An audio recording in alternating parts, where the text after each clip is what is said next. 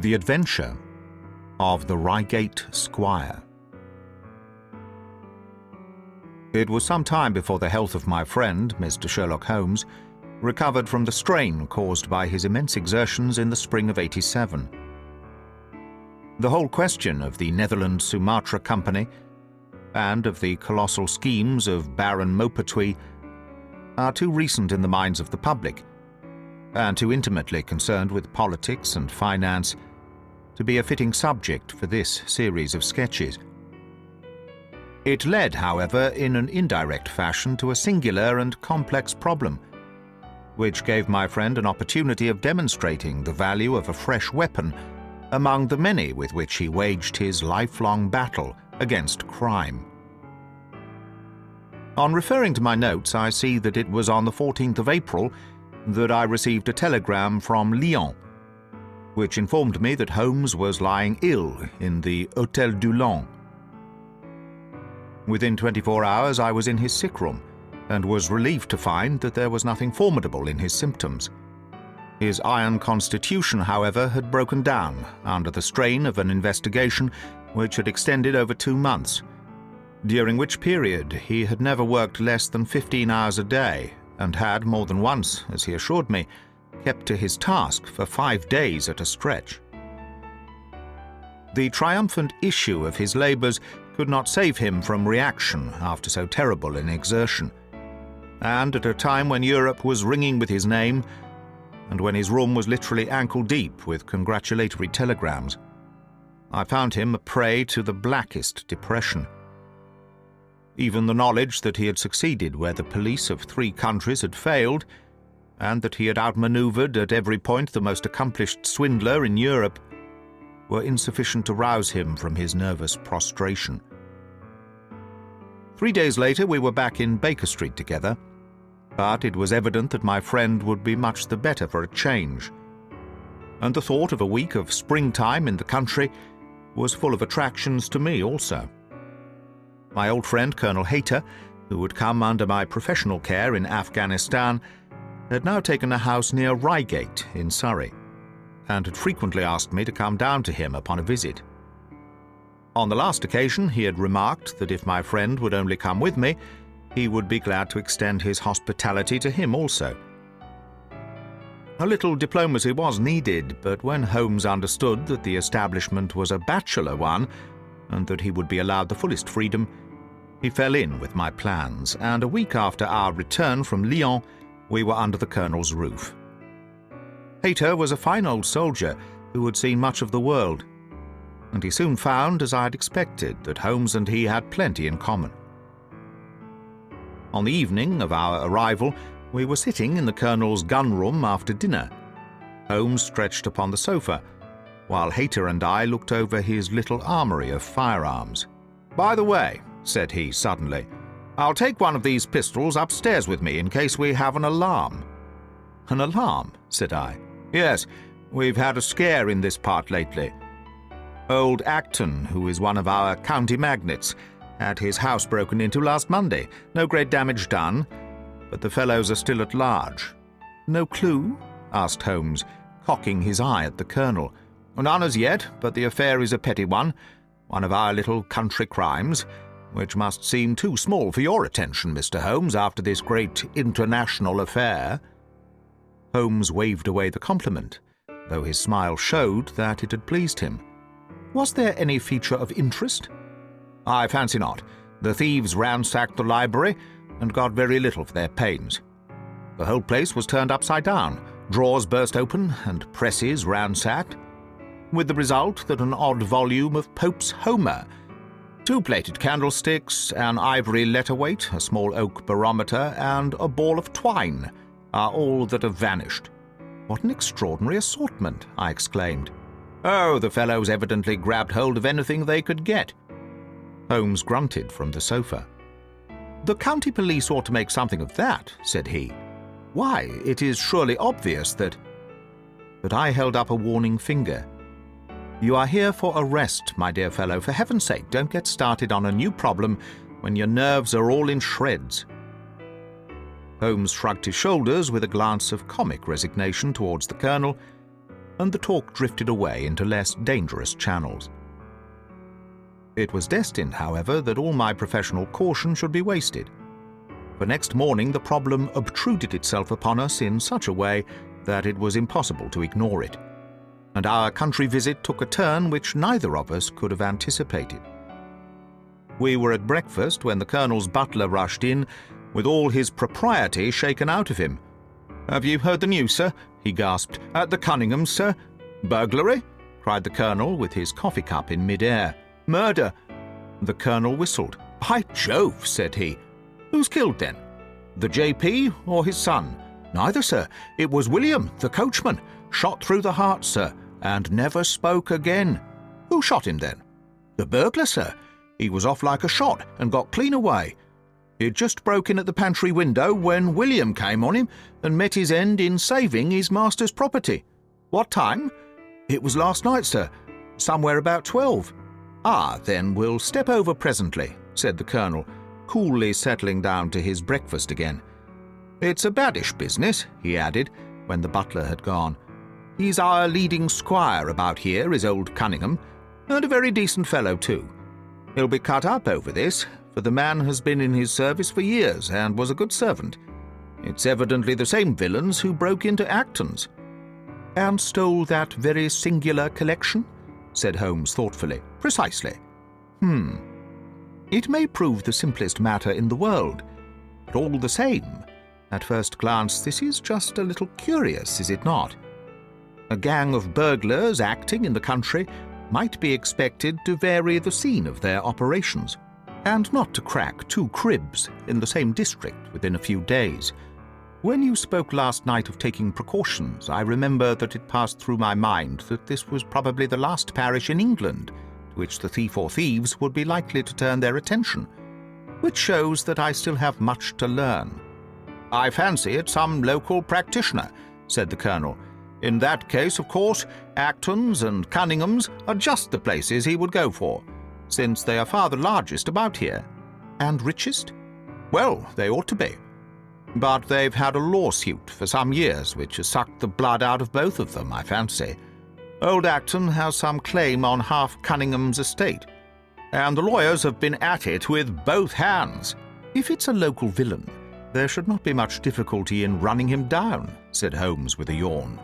"All right, Watson, I don't intend to meddle." "Inspector Forrester, sir," said the butler, throwing open the door. The official, a smart, keen-faced young fellow, stepped into the room. "Good morning, Colonel," said he. "I hope I don't intrude, but we hear that Mr. Holmes of Baker Street is here."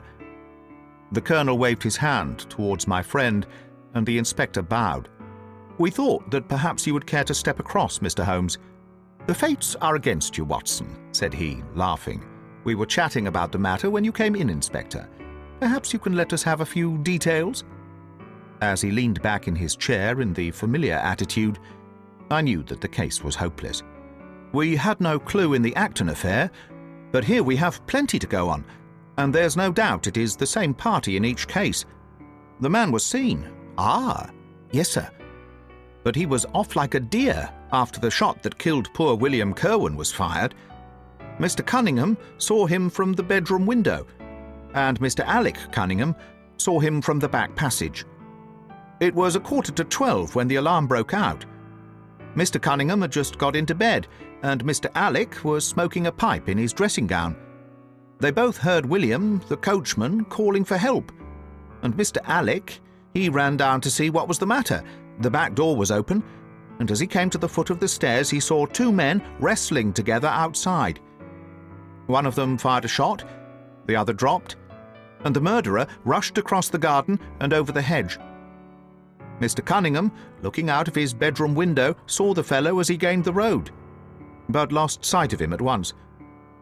Mr. Alec stopped to see if he could help the dying man, and so the villain got clean away.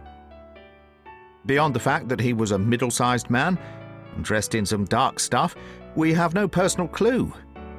But we are making energetic inquiries, and if he is a stranger, we shall soon find him out. What was this William doing there? Did he say anything before he died?" "Not a word. He lives at the lodge with his mother, and as he was a very faithful fellow, We imagined that he walked up to the house with the intention of seeing that all was right there. Of course, this Acton business has put everyone on their guard. The robber must have just burst open the door — the lock has been forced — when William came upon him. Did William say anything to his mother before going out? She is very old and deaf, and we can get no information from her. The shock has made her half-witted, but I understand that she was never very bright. There is one very important circumstance, however. Look at this." He took a small piece of torn paper from a notebook and spread it out upon his knee. This was found between the finger and thumb of the dead man. It appears to be a fragment torn from a larger sheet. You will observe that the hour mentioned upon it is the very time at which the poor fellow met his fate. You see that his murderer might have torn the rest of the sheet from him, or he might have taken this fragment from the murderer. It reads almost as though it was an appointment." Holmes took up the scrap of paper, a facsimile of which is here reproduced. "At 11:45, learn what may be." "Presuming that is an appointment," continued the inspector, "it is, of course, a conceivable theory that this William Kirwan, although he had the reputation of being an honest man, may have been in league with the thief. He may have met him there, may even have helped him to break in the door, and then they may have fallen out between themselves." "This writing is of extraordinary interest," said Holmes, who had been examining it with intense concentration. "These are much deeper waters than I had thought." He sank his head upon his hands, while the inspector smiled at the effect which his case had had upon the famous London specialist. "Your last remark," said Holmes presently, "as to the possibility of there being an understanding between the burglar and the servant, and this being a note of appointment from one to the other, is an ingenious and not entirely an impossible supposition. But this writing opens up—" He sank his head into his hands again, and remained for some minutes in the deepest thought. When he raised his face, I was surprised to see that his cheek was tinged with colour, and his eyes as bright as before his illness. He sprang to his feet with all his old energy. "I'll tell you what," said he. "I should like to have a quiet little glance into the details of this case. There is something in it which fascinates me extremely. If you will permit me, Colonel, I will leave my friend Watson and you, and I will step round with the inspector to test the truth of one or two little fancies of mine. I will be with you again in half an hour." An hour and a half had elapsed before the inspector returned alone. "Mr. Holmes is walking up and down in the field outside," said he. "He wants us all four to go up to the house together." "To Mr. Cunningham's?" "Yes, sir." "What for?" The inspector shrugged his shoulders. "I don't quite know, sir. Between ourselves, I think Mr. Holmes has not quite got over his illness yet. He's been behaving very queerly, and he is very much excited." "I don't think you need alarm yourself," said I. "I have usually found that there was method in his madness." "Some folk might say there was madness in his method," muttered the inspector. "But he's all on fire to start, Colonel, so we had best go out, if you're ready." We found Holmes pacing up and down in the field, his chin sunk upon his breast, and his hands thrust into his trouser pockets. "The matter grows in interest," said he. "Watson, your country trip has been a distinct success. I have had a charming morning." "You have been up to the scene of the crime, I understand," said the Colonel. "Yes, the inspector and I have made quite a little reconnaissance together." "Any success?" "Well, we have seen some very interesting things. I'll tell you what we did as we walked. First of all, we saw the body of this unfortunate man. He certainly died from a revolver wound, as reported." "Had you doubted it, then?" "Oh, it is as well to test everything. Our inspection was not wasted. We then had an interview with Mr. Cunningham and his son, who were able to point out the exact spot where the murderer had broken through the garden hedge in his flight. That was of great interest." "Naturally." "Then we had a look at this poor fellow's mother.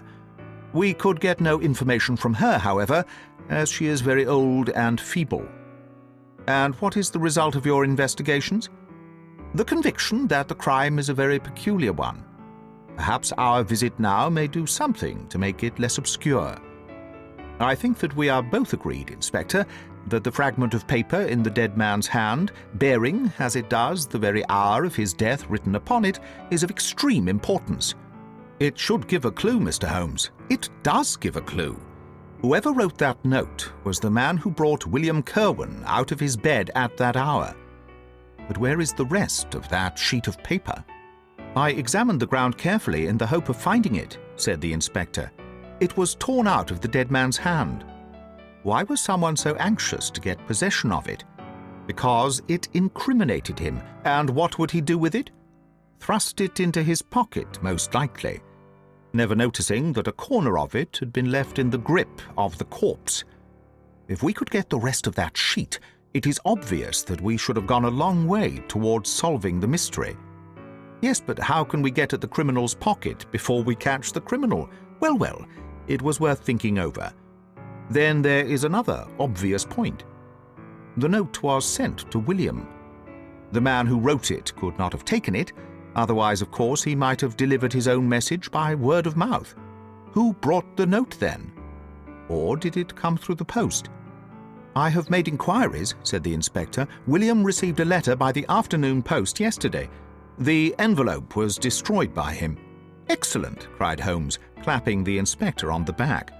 You've seen the postman. It is a pleasure to work with you. Well, here is the lodge, and if you will come up, Colonel, I will show you the scene of the crime.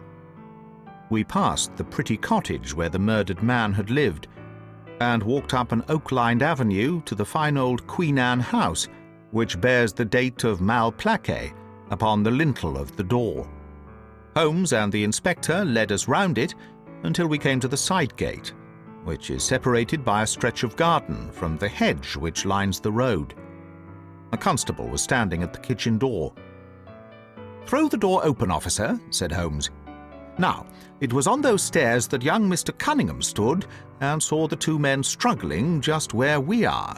Old Mr. Cunningham was at that window, the second on the left, and he saw the fellow get away just to the left of that bush.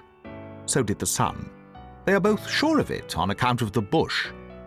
Then Mr. Alec ran out and knelt beside the wounded man. The ground is very hard, you see, and there are no marks to guide us." As he spoke, two men came down the garden path from round the angle of the house. The one was an elderly man with a strong, deep-lined, heavy-eyed face. The other, a dashing young fellow whose bright, smiling expression and showy dress were in strange contrast with the business which had brought us there. "Still at it, then?" said he to Holmes. "I thought you Londoners were never at fault. You don't seem to be so very quick, after all." "Ah, you must give us a little time," said Holmes good-humouredly. "You'll want it," said young Alec Cunningham. "Why, I don't see that we have any clue at all." "There's only one," answered the inspector. "We thought that if we could only find—" "Good heavens, Mr. Holmes, what is the matter?" My poor friend's face had suddenly assumed the most dreadful expression. His eyes rolled upwards, his features writhed in agony, and with a suppressed groan, he dropped on his face upon the ground. Horrified at the suddenness and severity of the attack, we carried him into the kitchen, where he lay back in a large chair and breathed heavily for some minutes. Finally, with a shamefaced apology for his weakness, he rose once more. "Watson would tell you that I have only just recovered from a severe illness," he explained. "I'm liable to these sudden, nervous attacks." "Shall I send you home in my trap?" asked old Cunningham. "Well, since I'm here, there is one point on which I should like to feel sure. We can very easily verify it." "What is it?" "Well, it seems to me that it is just possible that the arrival of this poor fellow William was not before, but after the entrance of the burglar into the house. You appear to take it for granted that, although the door was forced, the robber never got in." "I fancy that is quite obvious," said Mr. Cunningham gravely. "Why, my son Alec had not yet gone to bed. and he would certainly have heard anyone moving about." "Where was he sitting?" "I was sitting smoking in my dressing room." "Which window is that?" "The last on the left, next to my father's." "Both your lamps were lit, of course?" "Undoubtedly." "There are some very singular points here," said Holmes, smiling. "Is it not extraordinary that a burglar, and a burglar who had had some previous experience, should deliberately break into a house at a time when he could see from the lights that two of the family were still afoot?" "He must have been a cool hand." "Well, of course, if the case were not an odd one, we should not have been driven to ask you for an explanation," said Mr. Alec. "But as to your idea that the man had robbed the house before William tackled him, I think it a most absurd notion. Shouldn't we have found the place disarranged and missed the things which he had taken?"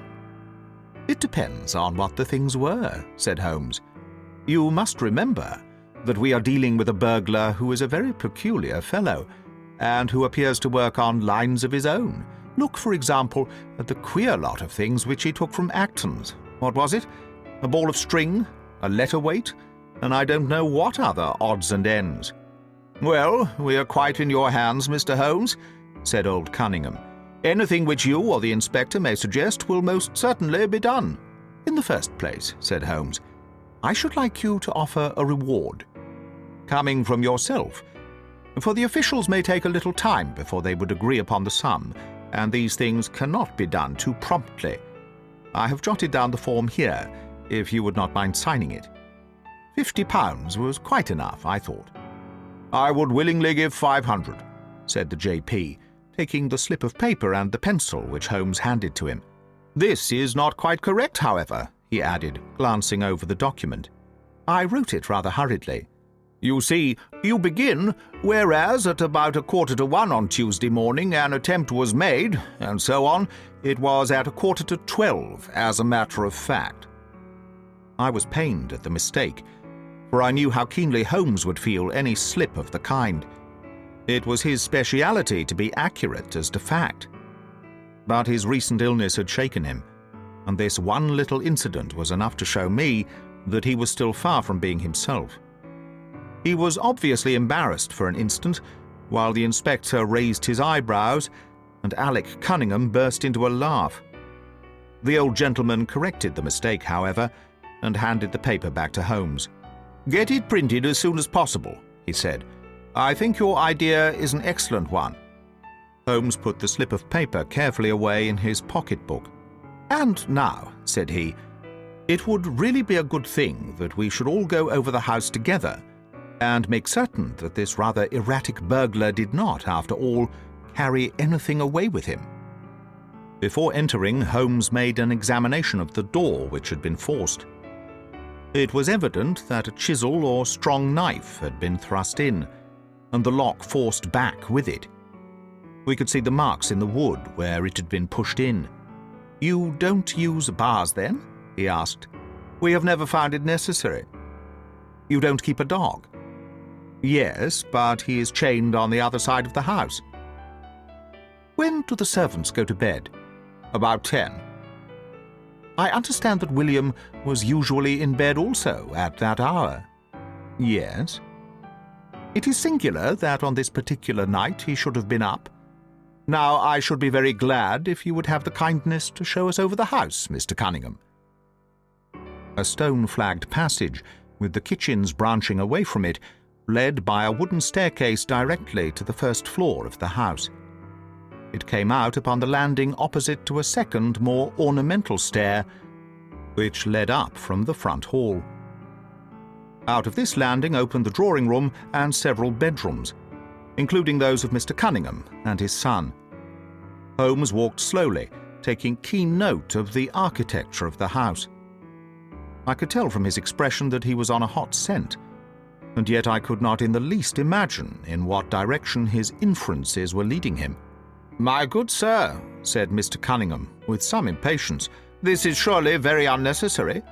That is my room at the end of the stairs, and my son's is the one beyond it. I leave it to your judgment whether it was possible for the thief to have come up here without disturbing us. "You must try round and get on a fresh scent, I fancy," said the son, with a rather malicious smile. "Still, I ask you to humour me a little further. I should like, for example, to see how far the windows of the bedrooms command the front. This, I understand, is your son's room." He pushed open the door. "And that, I presume, is the dressing room in which he sat smoking when the alarm was given. Where does the window of that look out to?" He stepped across the bedroom, pushed open the door, and glanced round the other chamber. "I hope you are satisfied now," said Mr. Cunningham testily. "Thank you. I think I have seen all that I wished. Then, if it is really necessary, we can go into my room, if it is not too much trouble." The JP shrugged his shoulders and led the way into his own chamber, which was a plainly furnished and commonplace room. As we moved across it in the direction of the window, Holmes fell back until he and I were the last of the group. Near the foot of the bed was a small square table, on which stood a dish of oranges and a carafe of water. As we passed it, Holmes, to my unutterable astonishment, leaned over in front of me and deliberately knocked the whole thing over. The glass smashed into 1,000 pieces, and the fruit rolled about into every corner of the room. "You've done it now, Watson," said he coolly. "A pretty mess you've made of the carpet." I stopped in some confusion and began to pick up the fruit, understanding that for some reason my companion desired me to take the blame upon myself. The others did the same and set the table on its legs again. "Hello!" cried the inspector. "Where's he got to?" Holmes had disappeared. "Wait here an instant," said young Alec Cunningham. "The fellow is off his head, in my opinion. Come with me, father, and see where he has got to." They rushed out of the room, leaving the inspector, the colonel, and me staring at each other. "On my word, I'm inclined to agree with Mr. Alec," said the official. "It may be the effect of this illness, but it seems to me that—" His words were cut short by a sudden scream of "Help! Help! Murder!" With a thrill, I recognized the voice as that of my friend. I rushed madly from the room onto the landing. The cries, which had sunk down into a hoarse, inarticulate shouting, came from the room which we had first visited. I dashed in and on into the dressing room beyond. The two Cunninghams were bending over the prostrate figure of Sherlock Holmes, the younger clutching his throat with both hands, while the elder seemed to be twisting one of his wrists. In an instant, the three of us had torn them away from him, and Holmes staggered to his feet, very pale and evidently greatly exhausted. "Arrest these men, Inspector," he gasped. "On what charge?" "That of murdering their coachman, William Kerwin." The inspector stared about him in bewilderment. "Oh, come now, Mr. Holmes," said he at last. "I am sure you don't really mean to—" "Tut, man! Look at their faces!" cried Holmes curtly. Never, certainly, have I seen a plainer confession of guilt upon human countenances. The older man seemed numbed and dazed, with a heavy, sullen expression upon his strongly marked face. The son, on the other hand, had dropped all that jaunty, dashing style which had characterized him, and the ferocity of a dangerous wild beast gleamed in his dark eyes and distorted his handsome features. The inspector said nothing, but, stepping to the door, he blew his whistle. Two of his constables came at the call. "I have no alternative, Mr. Cunningham," said he. "I trust that this may all prove to be an absurd mistake, but you can see that—" "Ah, would you? Drop it!"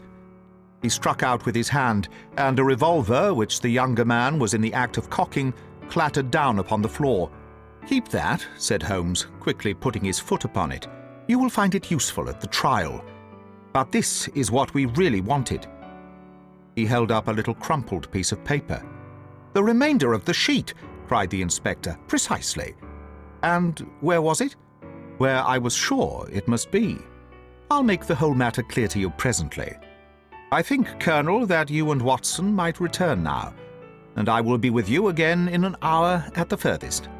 The inspector and I must have a word with the prisoners, but you will certainly see me back at luncheon time." Sherlock Holmes was as good as his word, For about 1 o'clock he rejoined us in the Colonel's smoking room. He was accompanied by a little elderly gentleman who was introduced to me as the Mr. Acton, whose house had been the scene of the original burglary. I wished Mr. Acton to be present while I demonstrated this small matter to you, said Holmes, for it is natural that he should take a keen interest in the details. I am afraid, my dear Colonel, that you must regret the hour that you took in such a stormy petrel as I am. On the contrary, answered the Colonel warmly, I consider it the greatest privilege to have been permitted to study your methods of working. I confess that they quite surpass my expectations, and that I am utterly unable to account for your result. I have not yet seen the vestige of a clue. I'm afraid that my explanation may disillusionize you, but it has always been my habit to hide none of my methods, either from my friend Watson or from anyone who might take an intelligent interest in them. But first, as I am rather shaken by the knocking about which I had in the dressing-room, I think that I shall help myself to a dash of your brandy, Colonel. My strength has been rather tried of late. I trust you had no more of those nervous attacks. Sherlock Holmes laughed heartily. We will come to that in its turn, said he. I will lay an account of the case before you in its due order, showing you the various points which guided me in my decision. Pray interrupt me if there is any inference which is not perfectly clear to you. It is of the highest importance in the art of detection to be able to recognize out of a number of facts which are incidental and which are vital. Otherwise, your energy and attention must be dissipated instead of being concentrated. Now, in this case, there was not the slightest doubt in my mind from the first that the key of the whole matter must be looked for in the scrap of paper in the dead man's hand. Before going into this, I would draw your attention to the fact that if Alec Cunningham's narrative were correct, and if the assailant, after shooting William Kirwan, had instantly fled, then it obviously could not be he who tore the paper from the dead man's hand. But if it was not he, it must have been Alec Cunningham himself, for by the time that the old man had descended, several servants were upon the scene. The point is a simple one, but the inspector had overlooked it because he had started with the supposition that these county magnates had nothing to do with the matter. Now, I make a point of never having any prejudices and of following docilely wherever fact may lead me, and so in the very first stage of the investigation I found myself looking a little askance at the part which had been played by Mr. Alec Cunningham. And now I made a very careful examination of the corner of paper which the inspector had submitted to us. It was at once clear to me that it formed part of a very remarkable document. Here it is. Do you not now observe something very suggestive about it? It has a very irregular look, said the Colonel. My dear sir, cried Holmes, there cannot be the least doubt in the world that it has been written by two persons doing alternate words. When I draw your attention to the strong T's of at and to, and ask you to compare them with the weak ones of quarter and 12, you will instantly recognize the fact. A very brief analysis of those four words would enable you to say with the utmost confidence that the learn and the maybe are written in the stronger hand, and the what in the weaker. By Jove, it's as clear as day, cried the Colonel. Why on earth should two men write a letter in such a fashion? Obviously, the business was a bad one, and one of the men who distrusted the other was determined that whatever was done, each should have an equal hand in it. Now, of the two men, it is clear that the one who wrote the at and to was the ringleader.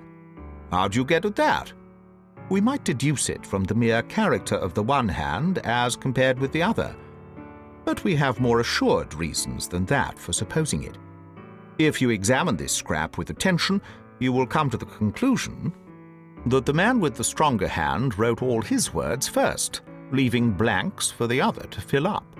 These blanks were not always sufficient, and you can see that the second man had a squeeze to fit his quarter in between the at and the to, showing that the latter were already written.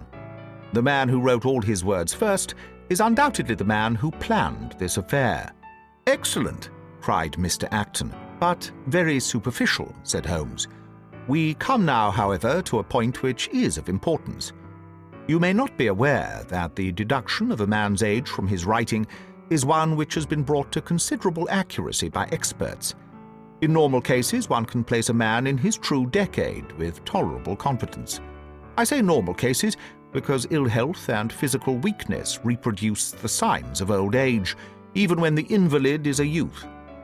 In this case, looking at the bold, strong hand of the one and the rather broken-backed appearance of the other, which still retains its legibility, although the T's have begun to lose their crossings, we can say that the one was a young man and the other was advanced in years, without being positively decrepit." "Excellent!"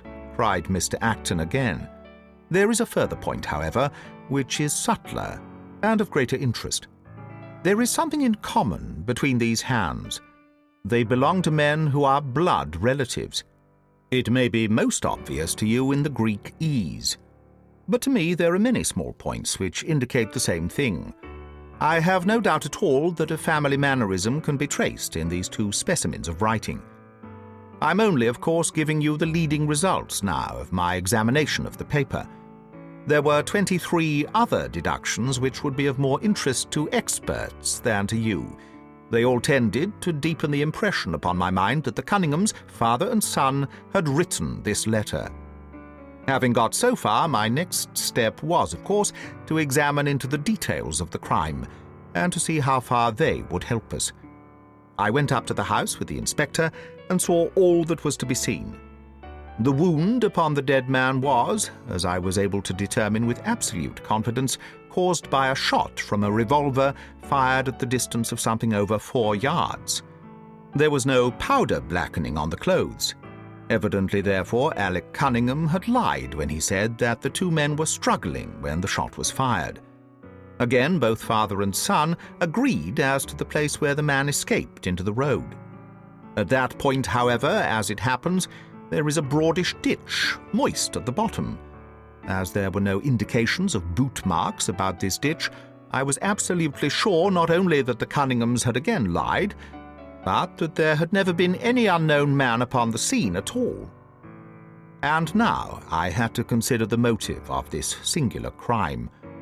To get at this, I endeavoured first of all to solve the reason of the original burglary at Mr. Acton's. I understood, from something which the Colonel told us, that a lawsuit had been going on between you, Mr. Acton, and the Cunninghams. Of course, it instantly occurred to me that they had broken into your library with the intention of getting at some document which might be of importance in the case. "Precisely so," said Mr. Acton. "There can be no possible doubt as to their intentions. I have the clearest claim upon half their present estate, and if they could have found a single paper, which fortunately was in the strong box of my solicitors, they would undoubtedly have crippled our case." "There you are," said Holmes, smiling. "It was a dangerous, reckless attempt, in which I seem to trace the influence of young Alec. Having found nothing, they tried to divert suspicion by making it appear to be an ordinary burglary, to which end they carried off whatever they could lay their hands upon. It is all clear enough, but there was much that was still obscure. What I wanted above all was to get the missing part of that note. I was certain that Alec had torn it out of the dead man's hand, and almost certain that he must have thrust it into the pocket of his dressing gown. Where else could he have put it? The only question was whether it was still there. It was worth an effort to find out, and for that object we all went up to the house. The Cunninghams joined us, as you doubtless remember, outside the kitchen door. It was, of course, of the very first importance that they should not be reminded of the existence of this paper, otherwise they would naturally destroy it without delay. The inspector was about to tell them the importance which we attached to it when, by the luckiest chance in the world, I tumbled down in a sort of fit, and so changed the conversation. "Good heavens!" cried the Colonel, laughing. "You mean to say all our sympathy was wasted, and your fit an imposture?" "Speaking professionally, it was admirably done," cried I, looking in amazement at this man, who was forever confounding me with some new phase of his astuteness. "It is an art which is often useful," said he. When I recovered, I managed, by a device which had perhaps some little merit of ingenuity, to get old Cunningham to write the word 12, so that I might compare it with the 12 upon the paper. "Oh, what an ass I have been!" I exclaimed. "I could see that you were commiserating with me over my weakness," said Holmes, laughing. "I was sorry to cause you the sympathetic pain which I know that you felt." We then went upstairs together, and having entered the room and seen the dressing-gown hanging up behind the door, I contrived, by upsetting a table, to engage their attention for the moment, and slipped back to examine the pockets. I had hardly got the paper, however, which was, as I had expected, in one of them, when the two Cunninghams were on me, and would, I verily believe, have murdered me then and there, but for your prompt and friendly aid. As it is, I feel that young man's grip on my throat now, and the father has twisted my wrist round in the effort to get the paper out of my hand. They saw that I must know all about it, you see, and the sudden change from absolute security to complete despair made them perfectly desperate. I had a little talk with old Cunningham afterwards as to the motive of the crime. He was tractable enough, though his son was a perfect demon, ready to blow out his own or anybody else's brains if he could have got to his revolver. When Cunningham saw that the case against him was so strong, he lost all heart and made a clean breast of everything. It seems that William had secretly followed his two masters on the night when they made their raid upon Mr. Acton's, and, having thus got them into his power, proceeded, under threats of exposure, to levy blackmail upon them. Mr. Alec, however, was a dangerous man to play games of that sort with. It was a stroke of positive genius on his part to see in the burglary scare, which was convulsing the countryside, an opportunity of plausibly getting rid of the man whom he feared. William was decoyed up and shot, and had they only got the whole of the note, and paid a little more attention to detail in their accessories, it is very possible that suspicion might never have been aroused. "And the note?" I asked. Sherlock Holmes placed the subjoined paper before us. "If you will only come round at 11:45 to the East Gate, you will learn what will very much surprise you and, maybe, be of the greatest service to you and also to Annie Morrison. But say nothing to anyone upon the matter." "It is very much the sort of thing that I expected," said he. "Of course, we do not yet know what the relations may have been between Alec Cunningham, William Kerwin, and Annie Morrison. The result shows that the trap was skillfully baited.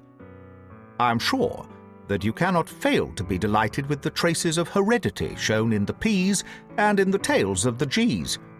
The absence of the I-dots in the old man's writing is also most characteristic. Watson, I think our quiet rest in the country has been a distinct success, and I shall certainly return much invigorated to Baker Street tomorrow."